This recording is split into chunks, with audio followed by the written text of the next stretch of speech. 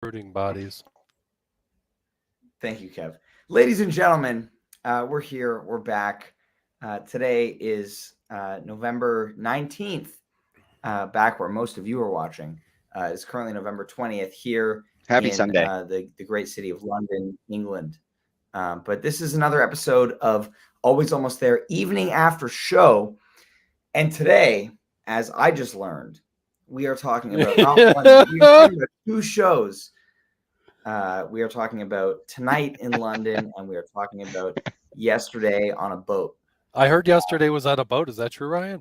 It was on a boat. Thank you, Yeah. Kev. And I was welcome. going to ask, before we talk about the boat, and then, in an actual concert venue in London, We're on a how are boat. you guys doing, Kevin D? How are you guys today on this fine Sunday evening for you? I'm doing awesome. I have a bunch of days off right in front of me. I got Stellar. to watch a Stellar, Goose. doing well. I got to watch a Goose show today.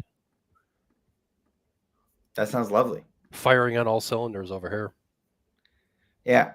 We have a question. Where's Neil? Neil's unfortunately stuck in Nothing the like shower. the Sunday afternoon Goose Pod. Yeah. So Neil's unfortunately stuck in the shower, and he doesn't have cell reception. Yeah, reception in the shower does not check out. So that's where he is.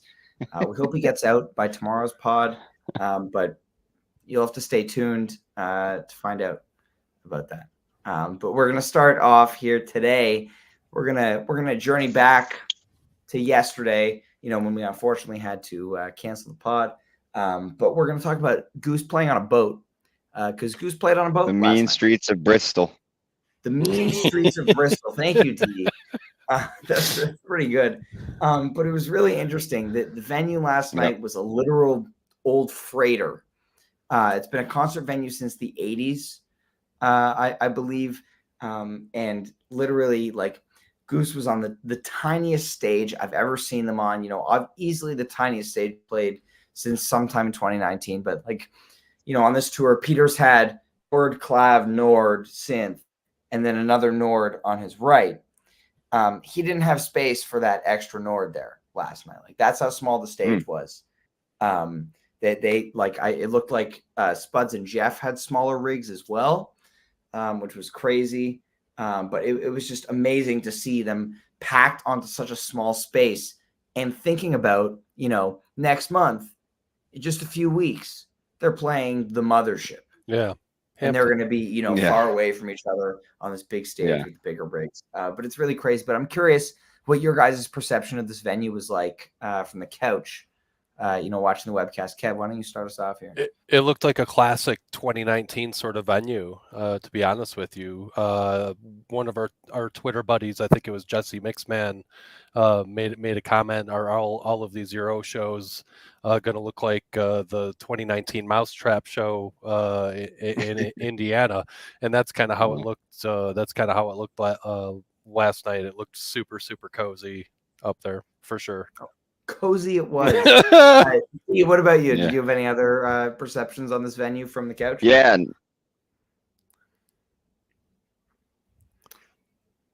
No, nothing different. Nothing different.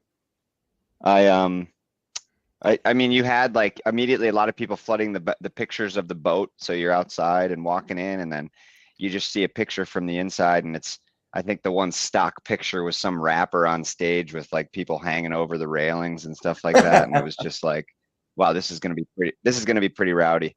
And you sent a picture from the balcony yesterday, and dead on. And then my girl Christine was like underneath the balcony off to the side, but it was like, she's like, oh, I'm against a wall. And it was like 6 people till the stage, and it was you're like, against a hole. There's no room. Like, people might recognize Christine from being in the background of a Day After show a few days ago.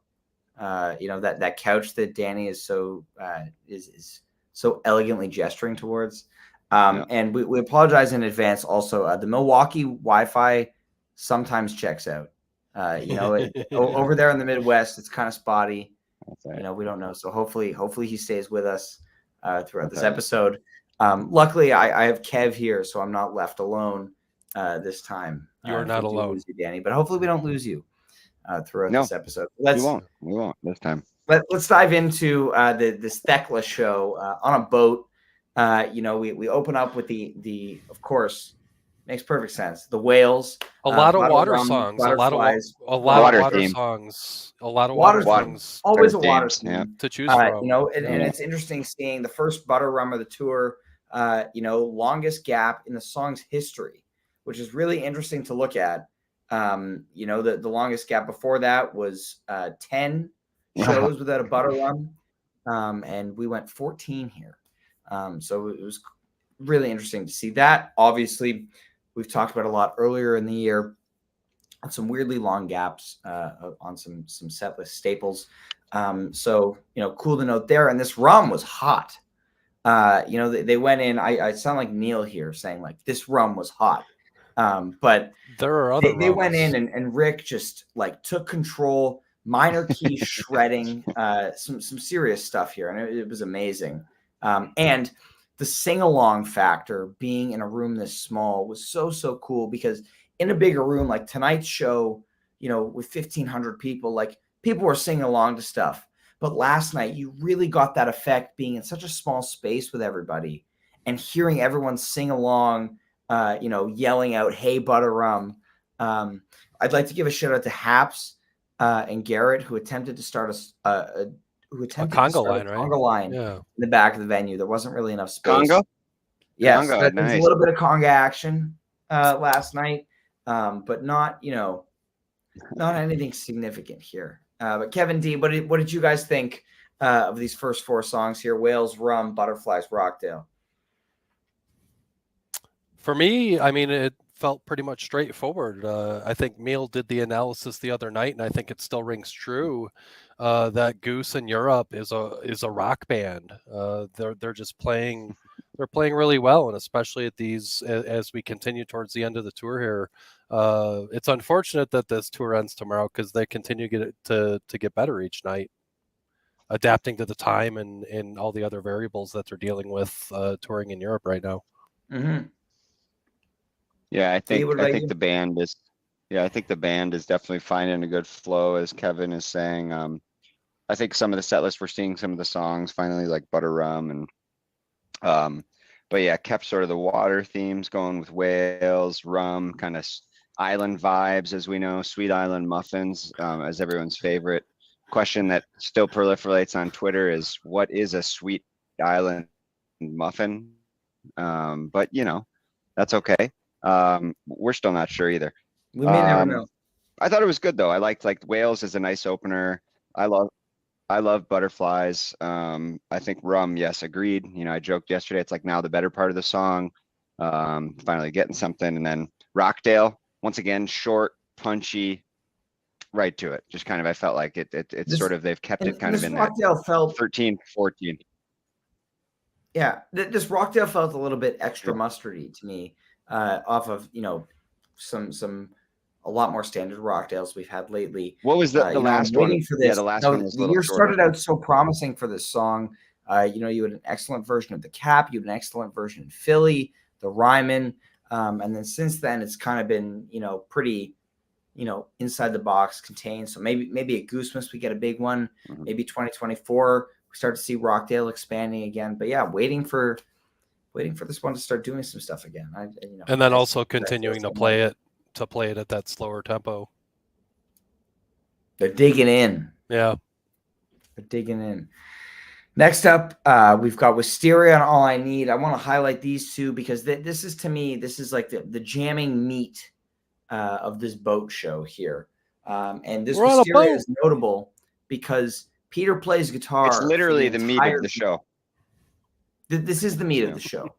But Peter plays guitar for the entire Wisteria jam, 100% of it, which the last time he played guitar for that significant amount of a jam was the Boner Drive, I believe. And yes, I pronounced that correctly. I'm sorry. Boner. The Boner Drive, Kev. I'm sorry. That would be September 22nd in Boner, Montana. Oh, okay. Thank you. Yeah.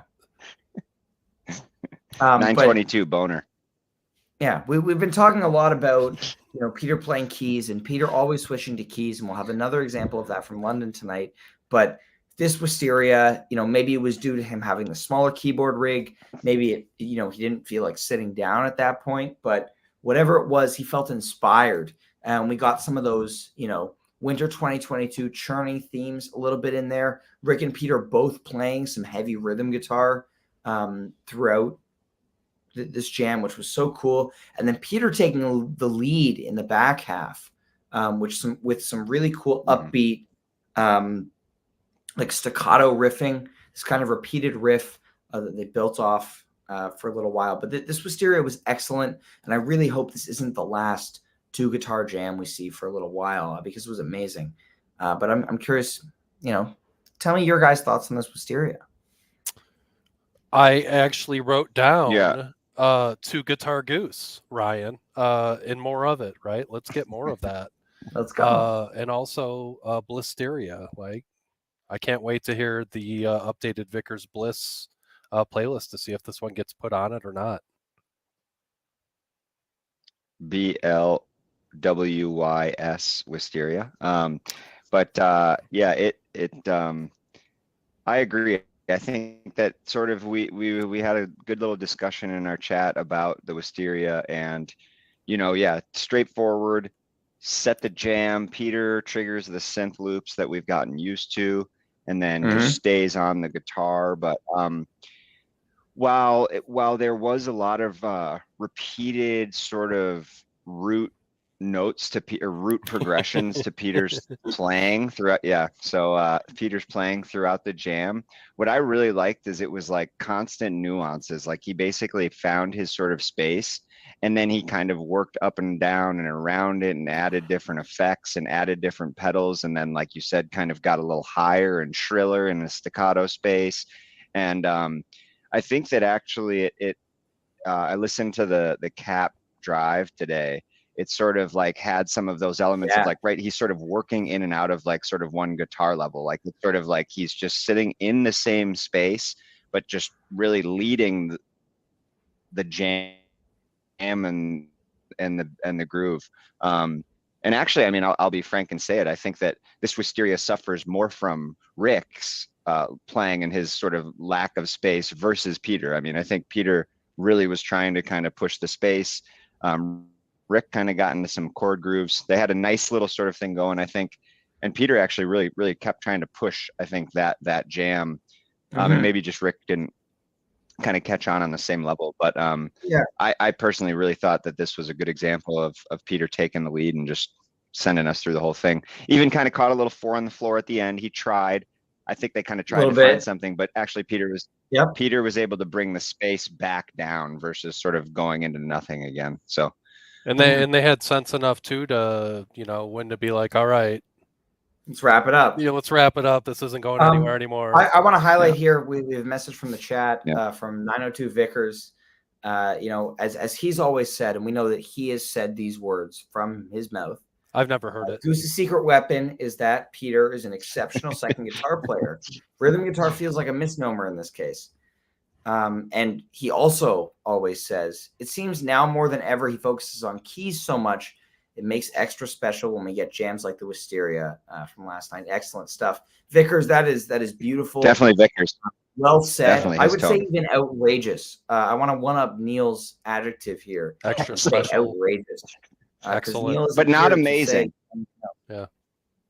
No, outrageous. But not amazing, okay? It's not an amazing jam, but it's an excellent jam. But let's talk about this All I Need that comes after this Wisteria, because this is really, really cool. 1-2 punch. That big jam, we get another big jam. 6/19/21 Modavon vibes. We've talked about this a good amount. Legend Valley already since last night, but it's so cool the way that they toggle between this like super spacey, super calm, contemplative major key space and just all out shredding, in a dark minor key.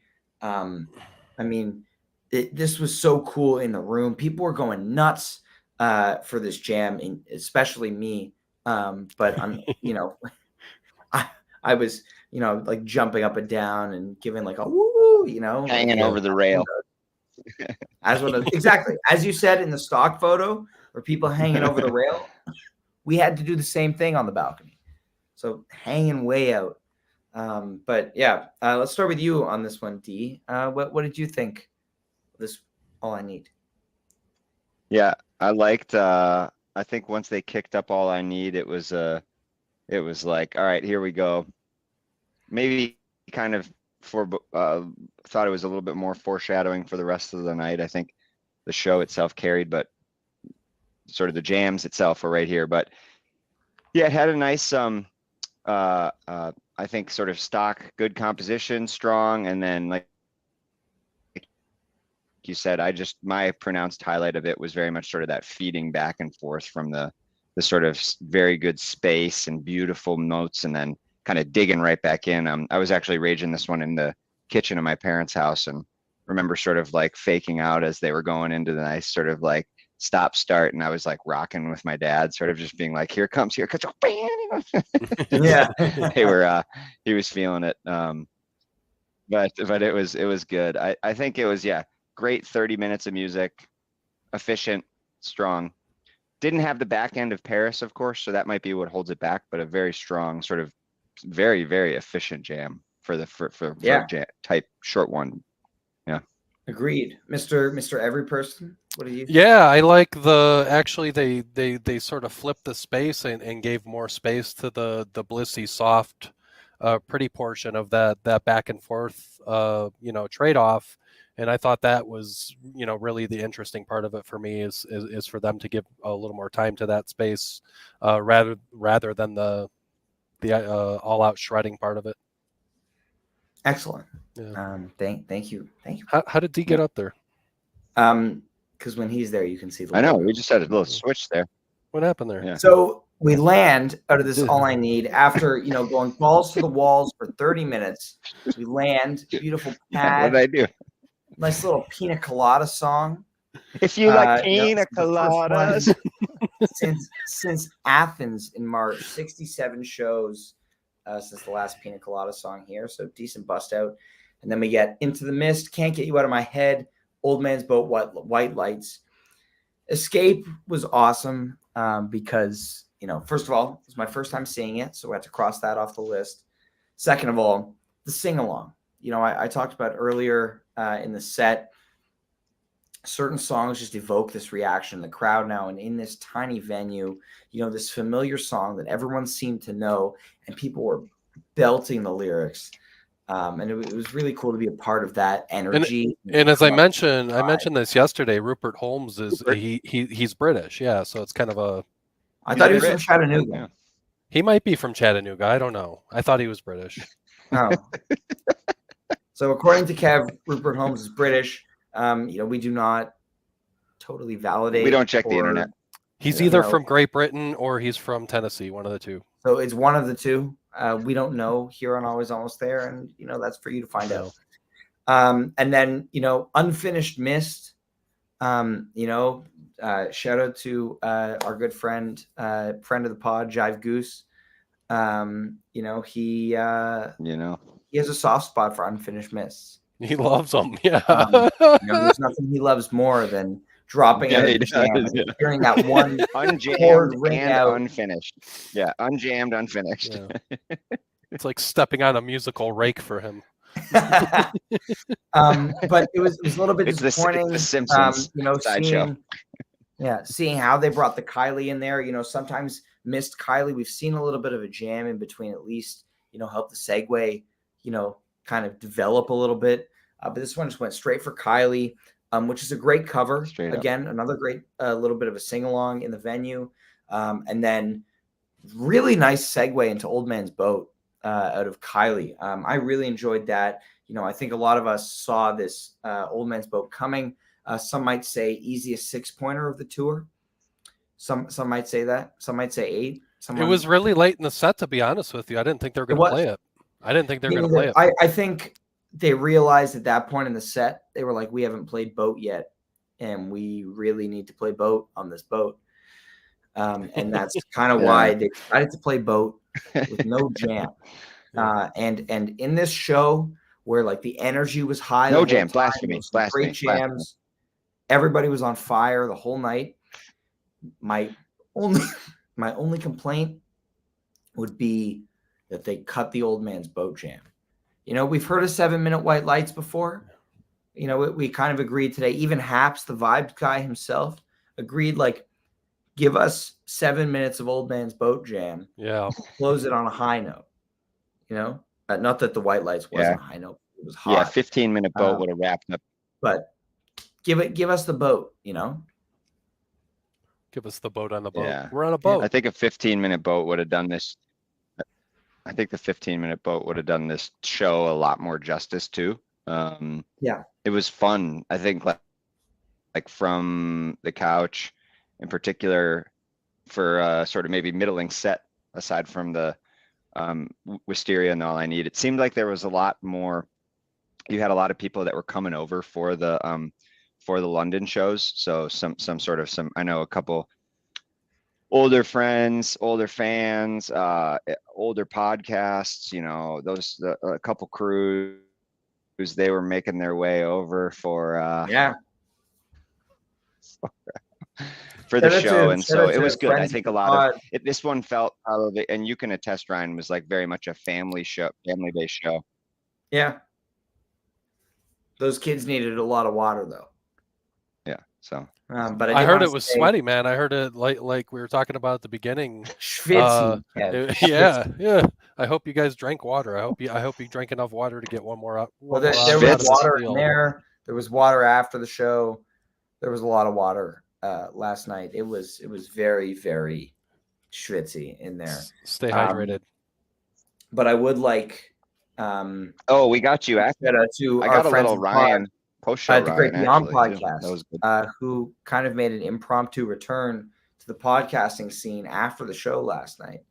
They got caught on film talking about a Goose show. Who? The three of them. So who Vintage. knows what's going to happen? Vintage. Who knows what's going to happen? But are you guys ready to move on to London tonight? London town. Yeah. London town. Yeah. So tonight, just a few hours ago, Goose played at the Electric Ballroom in the Camden area of London, not Camden, New Jersey. This is Camden, London. Camden town. Just so everyone's clear, we're not in New Jersey tonight. But this venue was cool. It was kind of narrow. Obviously, this is the biggest venue of the tour by far, 1,500 capacity, and tonight. And last night are both sold out just around an hour before doors. I think the second night sold out. So it's really exciting to see that not only are they filling these tiny rooms in places in Europe, that they're also selling out, the 2 nights at the 1,500 capacity venue. I personally, going into the tour and even until a few days ago when the first night sold out, I didn't think that either of these shows were going to come close. I figured, they're playing 300-400 people on most places in Europe. This venue in London is 1,500. It's ambitious. They're doing this as like kind of like a reward. Like it's going to be like, you're going to come to the end of the tour and you're going to have a ton of space, whatever. Tonight was packed. There were Goose fans, wall to wall. There were a ton of locals tonight, which was amazing. I met a lot of people. I was going to ask Ryan. Their first show. I was going to ask, what in terms of it being the biggest show of the run so far, how much of that room was filled with people from the UK, from Britain, that have never seen these guys before? We got tickets. Yeah, there were a good number of them, actually. And again, it was really cool to meet them before the show at Set Break, after the show. Met a nice guy from Germany whose first show was Cologne a couple of weeks ago. I believe it's Cologne. He had London tickets, but was kind of on the fence about it. And then he saw the Cologne show, and he was like, "Let's go, I'm going to London." Cologne. Sorry, thank you, Kev. But it's cool meeting people who, either I met some other locals who, got brought by American friends who know Goose, and by Set Break, they were like, "This is the best thing I've ever seen." I came in. I thought it was going to be one guy was like, I thought it was going to be, maybe mid a little bit, it was going to be good. I was going to have a fun time, but it just blew me away. And they're coming back tomorrow. So it's amazing to see things like that. New fans being That's what we created want. in real time. The Goose, vibe an was just American band. incredible in there tonight. Again, it's a celebration of they've played these small venues, and here we are in London, closing out the tour with a 2-night stand at the Electric Ballroom. There's 1,500 people inside. It's packed, and we're all having a great time. It was awesome. And here That we sounds go. like Arrow. it sounds like a fun time right there, Ryan. Yeah, I'm ready to dive into the show. Let's start with it. This Arrow opener, of course. Let's go. Arrow, Born, Lead Up, Rock the Casbah. We got some songs here. This Arrow is pretty hot for an 18-minute Arrow. I'm down with this A good Arrow. song to open Good a Arrow. show. It's been a while actually. I think it's been kind of a long while since Arrow was at the first set. Outside of a Set ending. outside of Set a ending festival sometimes. show or a But one yeah. setter. The last time that Arrow opened a 2-set show was 12/31/21. So it's been a couple of years. And that was a 3-set show. So the last time that Arrow opened a 2-set show was at the Mission at 11/22/21. But we all know how that show went. And so Ryan, we were talking about how this Arrow, at least from the couch, it felt like it was efficient, but it also kind of ignited the energy, injected absolutely some energy into the room. Was that the case for you as well? Yeah, being there? and this is why I love Arrow in a show opening capacity. It's you're hot out of the gate. You get the groove going. It lets the band kind of warm up a little bit. You have 10 minutes before they get into any sort of jamming, and they're playing high octane stuff. Spuds in particular. I've talked a lot in my written reviews of the last few shows. I've talked a lot about Spuds because the guy has been man's on fire, playing his ass off. Yeah, man. Quite frankly, the last number of shows, he's leading some improv. He's throwing in fills. We had the 3rd consecutive show tonight with a mid-song stick flip, which he only does when he's having a great time. He doesn't do that for fun. It's just great. Yeah. I think it was a great way to get it going. I thought heavy Rick. I said with good key exchanges from Peter, they had sort of some nice trade at the beginning of the jam, and then last few minutes was all about Rick. He started swinging. He started swinging that dick around. We'll be honest. Just the whole show I felt was a lot of Rick. You had a lot of solos that sort of just showcased, and this was a great way to get it going. I thought the energy and sort of got everybody right into it. So yeah, snappy, good, efficient Arrow. I liked it. Good stuff. Yep. And definitely jumping ahead, but just first impressions, playing songs, getting as much of their material out there. 7-song first set. Yeah, they did some things here. They did 7. They did 7 things in that first set, Ryan. There we go. Thank you, Kev. Yep. For counting. We get a Jam Was Born coming after this Arrow. Born is beautiful. Born deserves a jam. Just exhibits A, B, and C. Madison, Eugene. Yeah. Friend of the pod, Meal. He's just a proponent of the Eugene Born. Friend of the pod, indeed. Yeah, and I'm upset that he's not here to talk about the Eugene Born in relation to this one right now, because he would be talking very highly of it, to be honest with you. Listen, he's sad that he's not here right now. Yeah, I know he is. That for sure. Yeah, absolutely. Thank you, Ryan Molnar. Meal tweet. Yeah, he's in a hockey rink in Massachusetts. Really? Those exist? Anyway, we move on here. Hot lead up. Rock the Casbah is always fun. Give us a let Jeb sing moment. And then we get Slow Ready, Silver Rising, Hot Tea. Not a ton to say about this. Shout out Clash. High. The songs are great. The band is feeling good. The crowd is feeling good. Everyone's just having an amazing time. And again, looking at the crowd from where I was on the balcony, just hearing everyone singing along, watching everyone jumping up and down and dancing.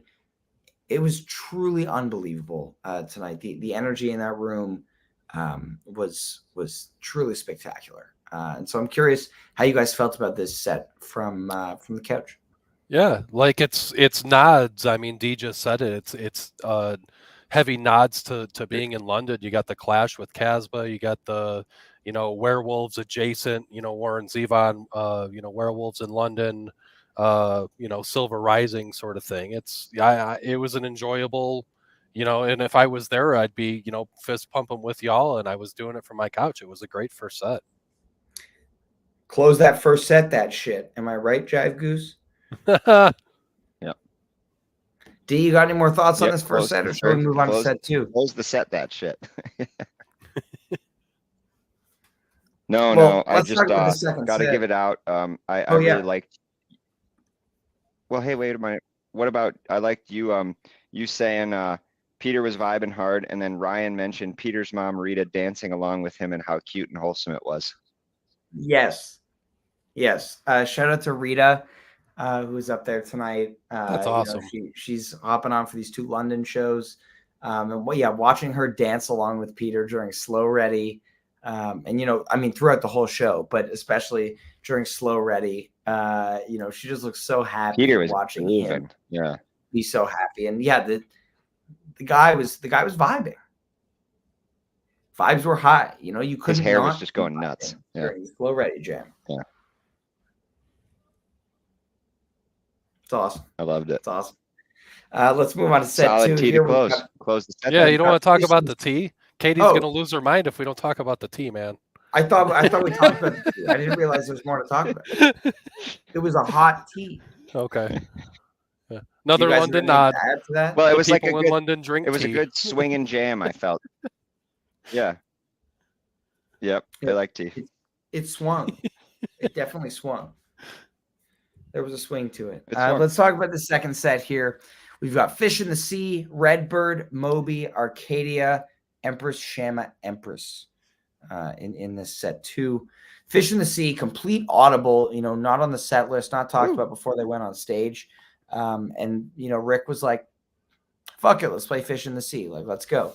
And it was amazing. That, one of their best covers, easily, absolutely. I feel like I've seen this, I feel like I've seen Fish in the Sea like every single time it's been played this year, which, looking at the stats, is completely not true. Are you spoiled? You're spoiled with Fish. Tonight was my 3rd Fish in the Sea of 2023, which was really interesting. But in abundance, they go into fish. Redbird.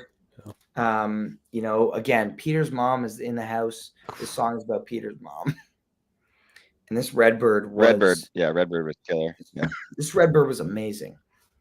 They took their time with it. There's some churning, there's some cooking, if you will. But wow, well, way to build momentum. Dee, let's start with you here. What are your thoughts on Fish in the Sea and Redbird? Yeah, I really liked the Fish in the Sea. I thought it was primed for the show in Bristol with more of the water themes. I had it, but it was definitely the one cover that was left probably from more of their regular rotations of songs in terms of covers that are getting played, every 10 to 12 every 10 to 12 shows, 10 to 15 shows. You had to get Fish in the Sea at some point during the European tour.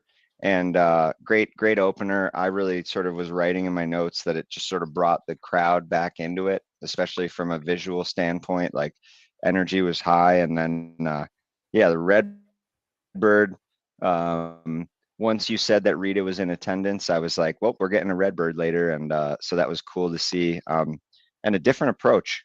We got a little different approach on the Redbird. As once again, another friend of the pod here, another great co-host of ours who can't be here, Neil,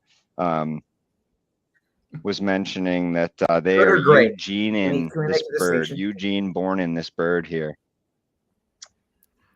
Yep. Great. Okay, good. Just making sure. So yeah, I agree with the Eugene born parallel. Yeah. I think that's a great thing to note. We saw that pop up in the Amsterdam Electric Avenue a little bit again. It's tonight's Redbird, and so I'm all for this calm, laid back goose jamming. It's really, really cool. Kev, what did you think of this stuff? Yeah, I mean, for me, it was the Redbird. Just a lot of what Dee said, knowing that Peter's mom was there. I would love to get some Peter takeaway on that as well.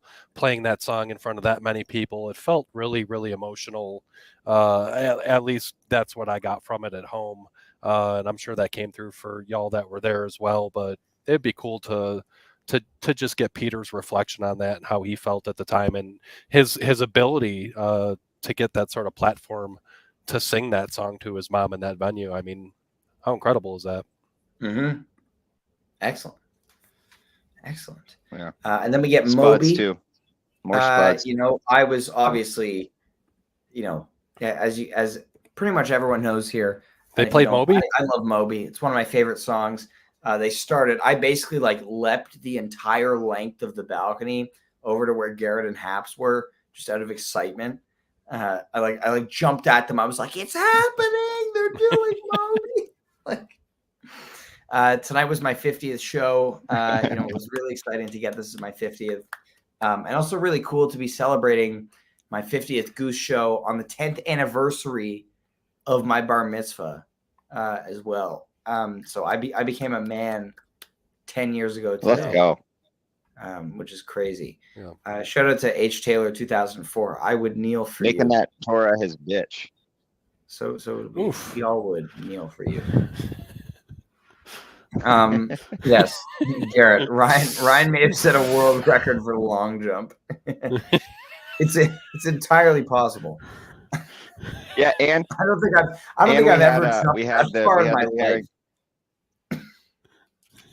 We had the pairing that was similar to Fort Collins, Fish in the Sea, Redbird, Moby. We had a tumble in there in Fort Collins, but those 3 out of 4 that opened the set 2 were the same as this set right here. So interesting. Redbird, Moby. I don't know if they kind of felt it, but it was a good pairing again, and I liked this performance even better than the Fort Collins one. This was, of those two, and you weren't even there tonight. That's how you know it's good. Yes. Yeah. Yes. Yep. And then we get this Arcadia, which is an absolutely hot Arcadia. Yes. Surprising, right? Were you guys surprised to see it come back? I was expecting it tomorrow night personally. Yeah. But we knew it was coming one of these two after having not really been played on this tour. But this was great. We got very extended, beautiful Bliss Jam happening here, and then a really patient and extended build up to that final peak.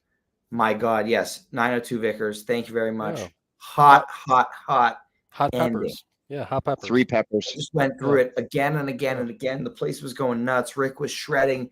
Trevor hitting those low notes at the end of Arcadia will always just, destroy me. But it was amazing. What was this like from the couch, guys? Good stuff. Great version. Yeah. So again, just being surprised that it's being played again that quickly, right? It was awesome to see in the room. It was a surprise for me. It's turning into a great second set, just monster song. I loved it. I freaking loved it. I thought we were going to keep going bigger there. Yeah, that's good. We're waiting for it. T, what about you? Yeah, no, I liked it. I agree. It was a good spot for the song. Expected it tomorrow as well. But I didn't get as much of the jam section. I caught the end, the patient build. I had to sort of dip out during the middle section, so I'll have to catch the mid jam. But looking at the length of it, I really liked what they were doing, and it was nice to see. We need Arcadia to kind of find its legs again, I think, as well. Yeah, this is an interesting stat. Garrett, a good friend of the pod, has seen 22 shows this year and only has seen 2 Arcadias. I feel like I've only seen 3 or 4. There would be 4 now, maybe.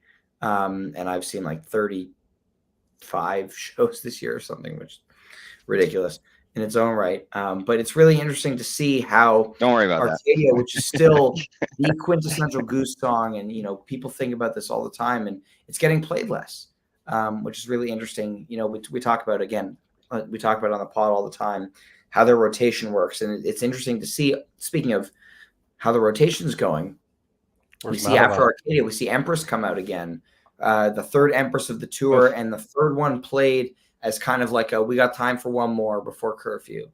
They squeeze it in. This one happened to have a nice little Shama nestled within it. Shout out to Garrett. It was his first Shama tonight. So really, really excited for him. He was very excited. Even though he has bad opinions, like less Thatch, more Arcadia. Anyone who says less Thatch is wrong. But why not both? Well, because Thatch. Do you want less Thatch, Kev? Why can't we just hear both songs, Ryan? Well, we can. I mean, they've played both songs in one show before. That's all I'm saying. Yeah. There we go. You guys got any thoughts on this Empress, Shama Empress here?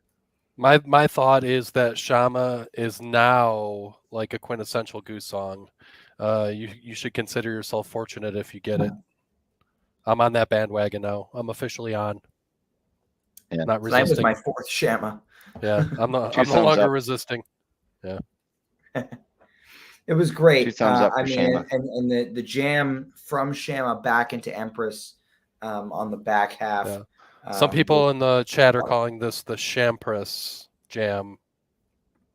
I'm not saying that's right or wrong. Yeah. Shampress. People are saying it. That's what we need to know. Fun fact from 902 Vickers, reputable source for facts. Yeah. Facts only. Rick wrote Shama at 8 years old. It's true. And you have no proof otherwise. It's true. Yeah. What are you going to do about it? That's true.